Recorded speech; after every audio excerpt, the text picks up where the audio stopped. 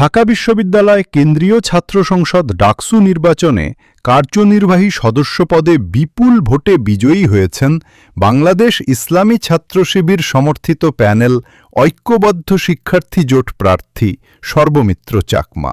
বুধবার 10 সেপ্টেম্বর সকাল 8:30টায় সিনেট ভবনে এ ফল ঘোষণা করেন ডাকসুর চিফ রিটার্নিং অফিসার অধ্যাপক ড.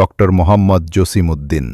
ঘোষিত ফলাফল অনুযায়ী সর্বমিত্র চাকমা ভোট পেয়েছেন 8,988 ভোট। এ পদে তিনি দ্বিতীয় সর্বোচ্চ ভোট পেয়েছেন। কার্যনির্বাহী সদস্য পদে সর্বোচ্চ ভোট পেয়েছেন একই প্যানেলের সাবিকুন নাহার তামান্না।